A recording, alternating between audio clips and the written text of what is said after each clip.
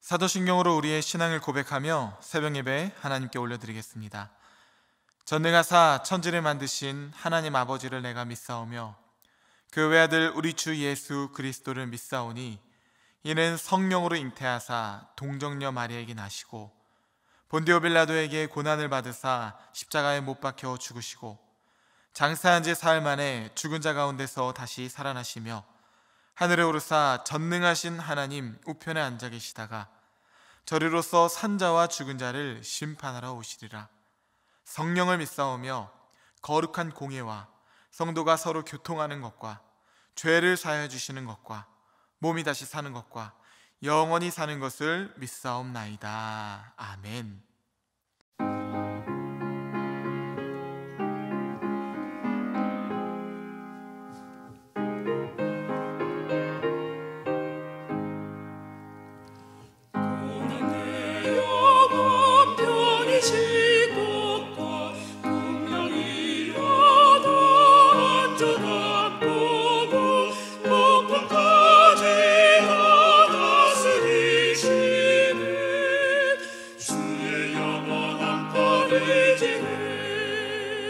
주의 영원하신 발 함께하사 항상 나를 붙드시니 어느 곳에 가든지 요동하지 않으는 주의 발을 의지함이라. 세상 친구들 나를 버려도 예수를 동행함으로 주의 은혜가 충만하리니 주의 영원한 발 의지해. 주의 영원하신 발 함께하사 항상 나를 붙드시니 어느 곳에 가든지 요동하지 않으는 주의 발을 의지함이라. 나의 믿음이 연약해져도 미리에 위한 힘을 주시며 위태할 때도 안보하시는 주의 영원한 발 의지해. 주의 영원하신 발 함께하사 항상 나를 붙드시니 어느 곳에 가든지 요동하지 않으는 주의 발을 의지함이라. 잊지 못한 것 주께 없으니 나의 인생을 주께 맡기며 나의 모든 짐 대신 지시는 주의 영원한 발 의지해. 주의 영원하신 발 함께하사 항상 나를 붙드시니 어느 곳에 가든지 요동하지 않으는 주의 발을 의지함이라.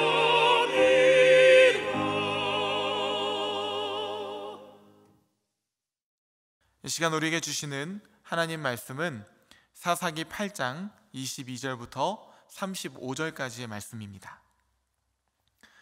그때 이스라엘 사람들이 기드온에게 이르되 당신이 우리를 미디안의 손에서 구원하셨으니 당신과 당신의 아들과 당신의 손자가 우리를 다스리소서 하는지라. 기드온이 그들에게 이르되 내가 너희를 다스리지 아니하겠고 나의 아들도 너희를 다스리지 아니할 것이요 여호와께서 너희를 다스리시리라 하니라. 기드온이 또 그들에게 이르되 내가 너에게 요청할 일이 있으니 너희는 각기 탈취한 귀고리를 내게 줄지니라 하였으니 이는 그들이 이스마엘 사람들이므로 금 귀고리가 있었습니다. 무리가 대답하되 우리가 즐거이 드리리이다 하고 겉옷을 펴고 각기 탈취한 귀고리를 그 가운데 던지니 기드온이 요청한 금 귀고리의 무게가 금 1700세겔이요 그 외에 또 초승달 장식들과 패물과 미디안 왕들이 입었던 자색 의복과 또 그 외에 그들의 낙타목에 둘렀던 사슬이 있었더라. 기드온이 그 금으로 에봇 하나를 만들어 자기의 성읍 오브라에 두었더니 온 이스라엘이 그것을 음란하게 위함으로 그것이 기드온과 그의 집에 올무가 되니라. 미디안이 이스라엘 자손 앞에 복종하여 다시는 그 머리를 들지 못하였으므로 기드온이 사는 40년 동안 그 땅이 평온하였더라. 요아스의 아들 여룻바알이 돌아가서 자기 집에 거주하였는데 기드온이 아내가 많으므로 그의 몸에서 낳은 아들이 70명이었고 세겜에 있는 그의 첩도 아들을 낳았으므로 그 이름을 아비멜렉이라 하였더라. 요아스의 아들 기드온이 나이가 많아 죽음에 아비에셀 사람의 오브라에 있는 그의 아버지 요아스의 묘실에 장사되었더라. 기드온이 이미 죽음에 이스라엘 자손이 돌아서서 바알들을 따라가 음행하였으며 또 바알브릿을 자기들의 신으로 삼고 이스라엘 자손이 주위의 모든 원수들의 손에서 자기들을 건져내신 여호와 자기들의 하나님을 기억하지 아니하며 또 여룻바알이라 하는 기드온이 이스라엘에 베푼 모든 은혜를 따라 그의 집을 후대하지도 아니하였더라. 아멘. 함께 기도하겠습니다. 사랑해 주님, 감사합니다. 오늘도 잠잠히 하나님을 바라보며 구원이 오직 하나님께 있음을 고백할 수 있는 믿음 주시니 감사합니다. 하나님께서 우리를 창조하시고 예수 그리스도의 복음으로 말미암아 구원하셨으며 성령님의 임재로 오늘의 흡족한 은혜를 주셨사오니 우리의 영과 혼과 육이 삼위일체 하나님을 찬양하며 예배자로 승리하는 하루가 되게 하여 주시옵소서. 또한 주님, 우리가 하나님 아버지의 마음을 더 깊이 깨달아 아는 인생이 되기를 원합니다. 하나님의 마음이 있는 곳에 우리의 마음이 있게 하여 주시고 하나님께서 바라보시는 영혼에게 우리의 삶이 향할 수 있도록 아버지의 마음을 부어 주시옵소서. 여호와께서 집을 세우지 아니하시면 세우는 자의 수고가 헛되고 일찍이 일어나고 늦게 누우며 수고의 떡을 먹음도 헛되다고 말씀하셨습니다. 우리의 삶이 그저 탐욕과 자랑만을 쫓는 인생이 아니라 사명 따라 말씀 따라 믿음의 반석 위에 세워지는 거룩한 집이 되게 하여 주시옵소서. 주의 말씀은 내 발의 등이요 내 길의 빛이니이다. 예수님의 이름으로 기도하옵나이다. 아멘. 할렐루야. 네, 오늘은 기드온의 승리 그 이후라는 제목으로 하나님 말씀 전하도록 하겠습니다. 기드온의 이야기의 배경은 이스라엘이 악을 행함으로 하나님께서 7년 동안 미디안의 손에 넘겨주시는 것으로 시작이 됩니다. 이스라엘이 씨앗을 심어 놓으면 미디안과 아말렉 그리고 동방 사람들이 치고 올라와서 소산물을 다 망쳐놓고 심지어 가축들까지도 다 취해가는 것이었죠. 마치 메뚜기 떼가 휩쓰고 간 자리마냥 황폐해지는 것이었습니다. 이렇게 7년 동안이 반복되었다고 하니 이스라엘의 고통이 얼마나 컸겠으며 그들의 궁핍한 생활은 또 어땠겠습니까? 이로 인해 이스라엘은 괴로움을 토로하며 하나님께 부르짖고 하나님의 구원을 간구합니다. 사사시대의 영적인 순환을 아시죠? 이스라엘의 죄악, 하나님의 징계, 이스라엘의 간구, 하나님의 구원, 그리고 이스라엘의 망각.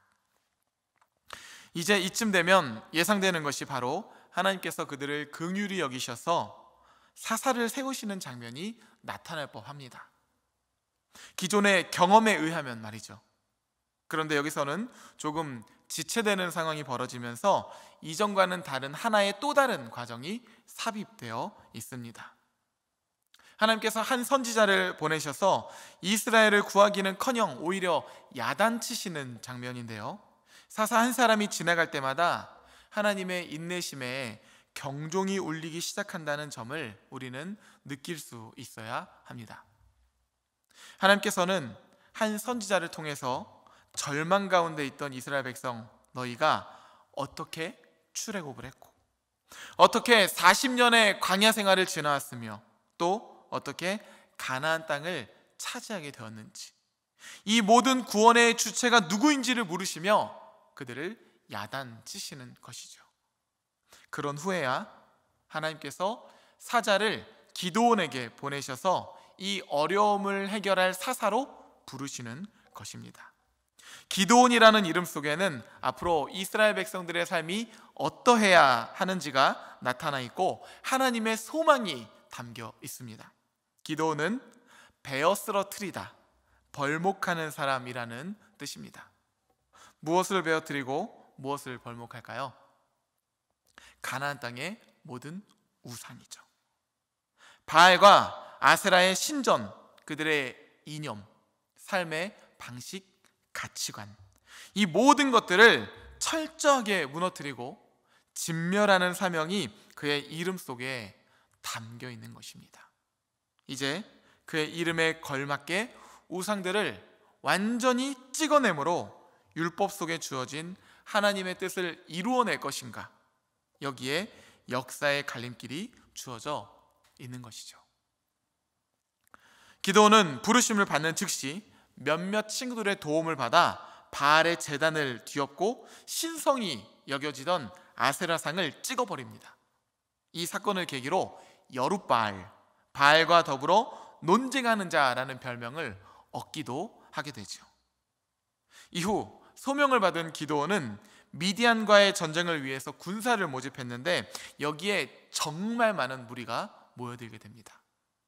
3만 2천 명이나 되는 병사들이 말이죠.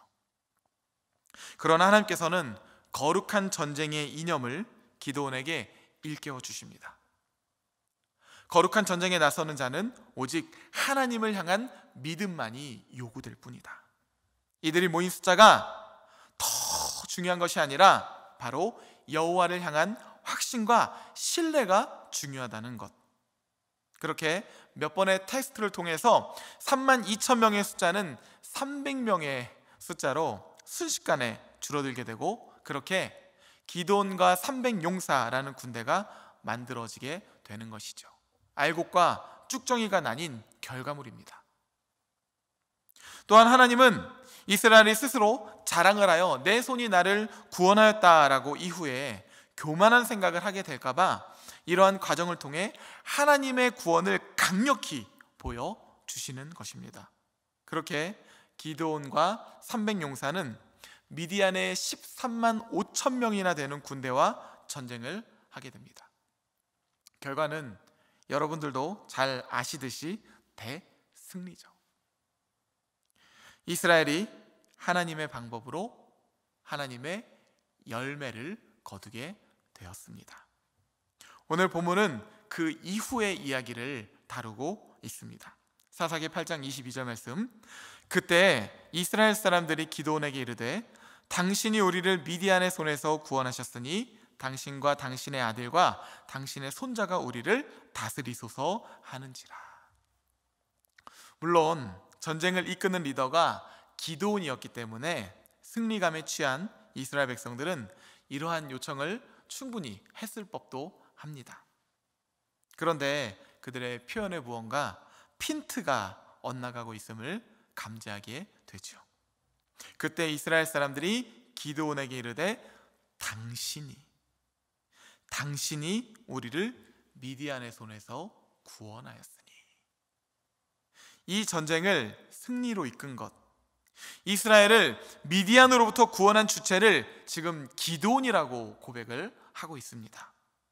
하나님께서 혹시나 승리한 이후에 이러한 일들이 벌어지게 될까봐 이 전쟁을 거룩한 전쟁이라고 칭하시며 군사도 3만 2천 명에서 300명으로 줄이시고, 도저히 사람의 방법이 아니라 오직 여호와 하나님만이 하시는 방법임을 보여주셨음에도 이스라엘 백성들은 지금 착각을 하고 있습니다.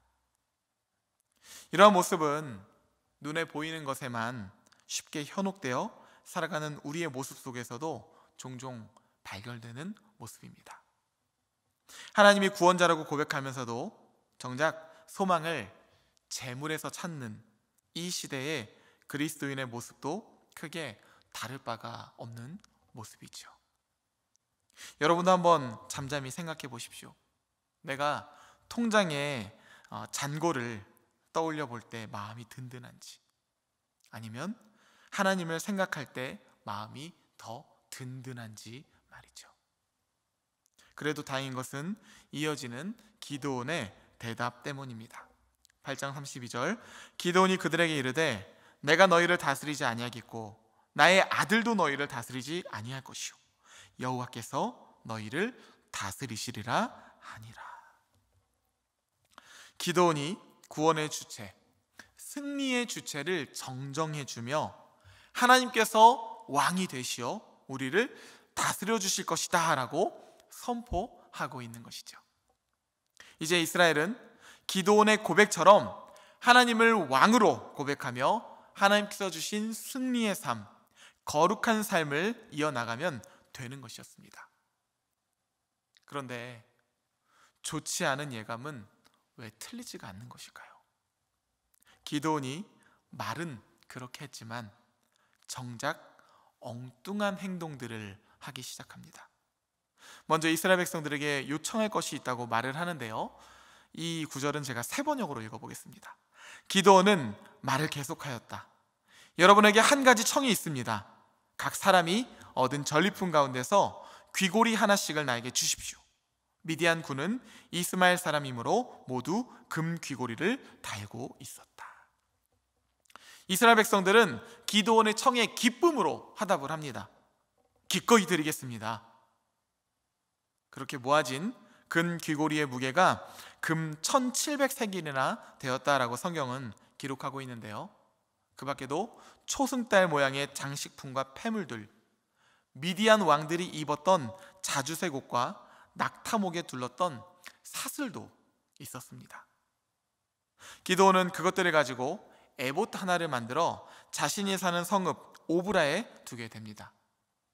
여기서 에봇은 제사장의 옷을 말하는데요, 에봇은 금실과 청색, 자색, 홍색 실과 가늘게 꼰 배실로 정교하게 짜서 만듭니다. 특히 대제사장의 에봇 가슴에는 이스라엘 12지파를 상징하는 12보석이 달린 판결 흉패가 있었고, 이 판결 흉패 안에는 우림과 둠밈이라는 하나님의 뜻을 판별하는 제비가 들어있었습니다. 그러한 에봇을 만들어 자신이 사는 성읍 오브라에 두었던 것이죠. 그런데 27절 말씀, 기드온이 그 금으로 에봇 하나를 만들어 자기의 성읍 오브라에 두었더니 온 이스라엘이 그것을 음란하게 위함으로 그것이 기드온과 그의 집에 올무가 되니라. 도대체 무슨 일이 있었길래 이스라엘이 이 에봇으로 인하여 또다시 죄악의 길로 빠지게 되었던 것일까요? 말과 행동이 달랐던 삶의 비극 때문일 것입니다. 하나님이 왕이시고 하나님의 뜻을 따라 살아야 한다는 그의 말과 달리 기드온은 정작 자신이 왕처럼 군림하며 재물에 욕심을 내고 자신의 뜻을 내세우며 살아갔던 것이죠. 에봇은 하나님의 뜻을 판별하는 기능이고 상징인데, 기드온이 만든 에봇의 실체는 자신의 뜻과 욕심을 가득 담아두었던 하나의 우상이 되었던 것이죠. 사도 바울은 말합니다. 경건의 모양은 있으나 경건의 능력은 부인하니 이 같은 자들에게서 내가 돌아서라. 예수님께서도 말씀하시죠. 맹인이 맹인을 인도하면 둘 다 구덩이에 빠지리라 하시니. 그렇게 기드온과 이스라엘은 자신들의 승리와 의로움에 취해 죄악의 구덩이에 빠지고 있는 줄도 모르고 또다시 반복의 역사로 들어가게 되는 것이죠. 이후로도 기드온의 이야기는 아내를 많이 두었던 이야기, 특히 그 가운데 아비멜렉이라는 자녀가 태어나게 되는데, 그 아들의 이름을 통해서 성경은 기드온의 정체를 고발하고 있습니다. 아비멜렉 이름의 뜻, 그것은 바로 내 아버지는 왕이시다. 결국 벌목하는 사람이라는 이름을 가진 기드온은 자신의 사명과 정반대의 길로 걸어가며 자신이 왕된 삶을 살았던 것이죠. 사랑하는 성도 여러분, 우리는 오늘의 말씀을 통해 우리 자신에게도 똑같이 되물어야 합니다. 나는 누구를 왕이라 고백하며 살아가고 있는가? 내 삶의 구원을 이루시는 분은 누구라고 믿으며 나는 살아가고 있는가? 나는 내 삶의 소망을 어디에 두고 있는가? 우리도 기드온처럼 말은 그럴듯하게 할 때가 많습니다. 하지만 정작 삶과의 괴리는 점점 커져만 가는 것 같습니다. 어떤 이는 이 시대 그리스도인들의 믿음을 자조 섞인 목소리로 이렇게 풍자하기도 합니다. 하나님과 돈만 있으면 얼마든지 살 수 있는 그리스도인. 참 많은 생각을 자아내게 하는 표현이죠.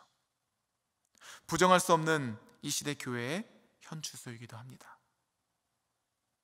그러나 우리 예수님께서는 분명히 말씀하시죠. 너희는 하나님과 재물을 겸하여 섬길 수 없느니라. 바라기는 여러분들이 오늘의 말씀을 통해 우리의 마음과 생각 가운데 놓여있는 모든 우상들을 베어버리고 오직 하나님만이 내 삶의 구원이시라는 믿음만 남겨놓으시길 우리 주 예수 그리스도의 이름으로 간절히 축복합니다. 함께 주기도문 하시겠습니다. 하늘에 계신 우리 아버지여, 이름이 거룩히 여김을 받으시오며 나라가 임하시오며 뜻이 하늘에서 이루어진 것 같이 땅에서도 이루어지이다. 오늘 우리에게 일용할 양식을 주시옵고 우리가 우리에게 죄 지은 자를 사하여 준 것 같이 우리 죄를 사하여 주시옵고 우리를 시험에 들게 하지 마시옵고 다만 악에서 구하시옵소서. 나라와 권세와 영광이 아버지께 영원히 있사옵나이다. 아멘.